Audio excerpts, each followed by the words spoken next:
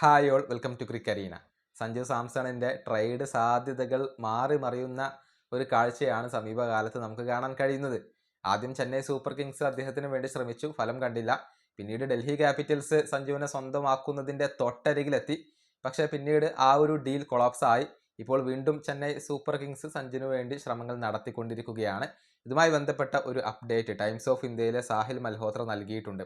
അതായത് എന്തുകൊണ്ടാണ് ഡൽഹിയുമായുള്ള ആ ഒരു ഡീല് നടക്കാതെ പോയത്, അതിൻ്റെ കാരണം അദ്ദേഹം ഇപ്പോൾ കണ്ടെത്തിയിട്ടുണ്ട്.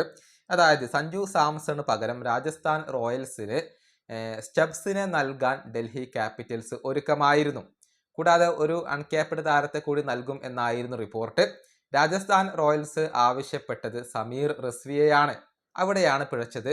സമീർ റിസ്വിയെ നൽകാൻ തയ്യാറല്ല എന്ന കാര്യം ഡൽഹി ക്യാപിറ്റൽസ് രാജസ്ഥാനെ അറിയിച്ചു. എന്നാൽ അദ്ദേഹത്തെ വേണമെന്ന് രാജസ്ഥാൻ വാശി പിടിച്ചു. അതുകൊണ്ടാണ് ഈ ഒരു ഡീൽ നടക്കാതെ പോയത് എന്നാണ് സാഹിൽ മൽഹോത്ര കണ്ടെത്തിയിട്ടുള്ളത്. വളരെയധികം ടാലൻ്റ് ഉള്ള ഒരു താരമാണ് സമീർ റിസ്വി. അദ്ദേഹത്തെ കൈവിടാൻ ഒരുക്കമല്ല എന്ന് ഡൽഹി അറിയിക്കുകയായിരുന്നു. അങ്ങനെയാണ് ഇത് നടക്കാതെ പോയത്. കഴിഞ്ഞ IPL ഡൽഹിക്ക് വേണ്ടി 5 മത്സരങ്ങളാണ് റിസ്വി കളിച്ചിട്ടുള്ളത്. 121 റൺസ് അദ്ദേഹം നേടി. നമുക്കറിയാം, പഞ്ചാബ് കിങ്സിനെതിരെയുള്ള ഒരു മത്സരത്തിൽ പുറത്താവാതെ 58 റൺസ് നേടാൻ സമീറിന് കഴിഞ്ഞിരുന്നു.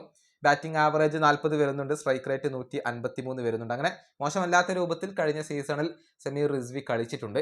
അതുകൊണ്ട് തന്നെ ഈ ഒരു ടാലന്റിനെ കൈവിടാൻ ഡൽഹി ഒരുക്കമല്ല. അതുകൊണ്ടാണ് ആ ഒരു ഡീൽ നടക്കാതെ പോയത്. ഈ വീഡിയോ അവസാനിപ്പിക്കുന്നു. അടുത്തൊരു വീഡിയോ കാണാം.